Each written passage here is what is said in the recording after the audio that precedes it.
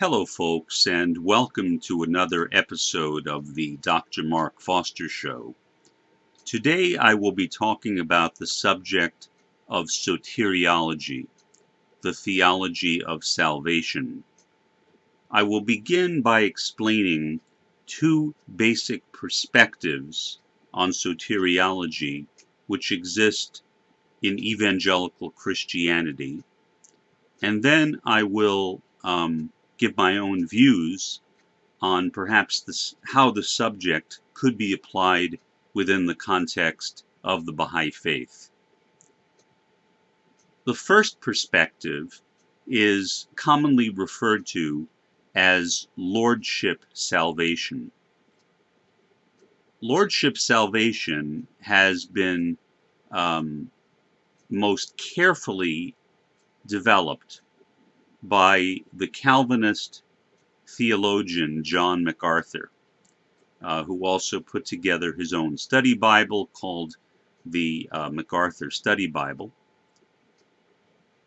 What it argues is that salvation is something which requires more than simply accepting Jesus into your heart as your personal Savior, something that was popularized perhaps by the Jesus freak movement of the late 1960s and 1970s, by Billy Graham when he would invite people to come down onto the field where he was giving a presentation and to sign, I suppose, some type of roster where they would receive some literature.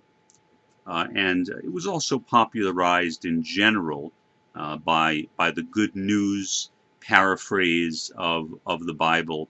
And it is what most people consider to be evangelical Christianity or conservative evangelicalism. Generally, that particular view is not Lordship salvation. Lordship salvation relies heavily on the words of the Apostle James. What James said is that faith without works is dead. Now, the Greek word for faith, pistis, and a form of pistis is also used for believe, like if you believe in your heart that Christ was raised from the dead, you will be saved. Pistis can be translated as faith or believing, but it can also be translated as faithfulness, being faithful, which would imply an activity that would exist over a long period of time, not simply a kind of instantaneous event which would guarantee a person, to use a common evangelical term, eternal security, meaning once saved, always saved, that after a person has done that, they can never lose their salvation. John MacArthur has questioned that basic view with his Lordship salvation theology, and has argued that what that does basically is it waters down the gospel. It allows for the development of a kind of antinomianism, or a faith divorced from works. I remember in my youth having a conversation with this guy named Tim, who I went to high school with, who was an evangelical Christian, and his argument to me was that it doesn't matter what you do after you accept Jesus into your heart. Even if you are the most evil person in the world, you are still guaranteed salvation once you have accepted Jesus into your heart. John MacArthur would say that that particular view is nonsense, and that it is a distortion of the gospel which was preached by Christ, and especially the statement made by the Apostle James that faith without works is dead. The other position, contrary to Lordship salvation, is free grace theology. Free grace theology is quite old. I have found some texts going back to the 1700s and 1800s which advocate it. It is basically what I described before in terms of this kind of instantaneous guarantee of salvation and eternal security, that once you accept Jesus into your heart, it really doesn't matter what you do after that, that you are saved implicitly, that grace is given out freely, and that all a person needs to do is to accept Jesus and nothing more.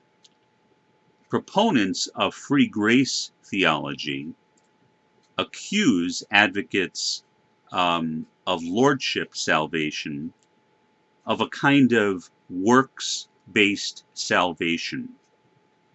Free grace proponents argue that works are simply not a part of the salvific process, not a part of the process of salvation. On the other hand, John MacArthur and others would say, well, yes, they are. That faith is faithfulness, and that in order to be a true Christian, one must not only accept Jesus intellectually and emotionally, but one must transform one's life to live in accordance with the principles laid out in the New Testament. On the other hand, free grace theologians would counter that and would say no, any kind of works are not necessary, that certainly a person who has been saved will generally perform good works as a result of that salvation, but the works themselves are not a part of the salvation itself. So that is the basic layout of those two basic positions on soteriology, or the theology of salvation. Now let me attempt to relate that a bit to at least my own understanding of the perspective of the Baha'i Faith. In my view, the Baha'i teachings come much closer to Lordship salvation than they do to free grace theology. Faith is defined by Shoghi Effendi as obedience, which is faithfulness. Faith means that one lives a life of faith. In fact, the name of the Baha'i religion is the Baha'i Faith in English, which would imply that one lives a life of faith as a Baha'i. I certainly don't think that back in 1970, when I became a Baha'i in someone's basement on Long Island, that I was instantaneously guaranteed anything. That was simply my introduction to the Baha'i Faith, and I accepted Baha'u'llah, the prophet founder of the Baha'i Faith, as the prophet or messenger of God for today. But again, that was the beginning of the process. That was not the culmination of the process. The process of becoming a sanctified, holy being is a lifelong process. And it is one that goes beyond this life as well.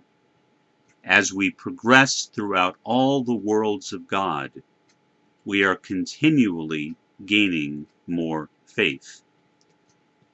So faith basically is a recognition of the lordship of the Bab and Baha'u'llah.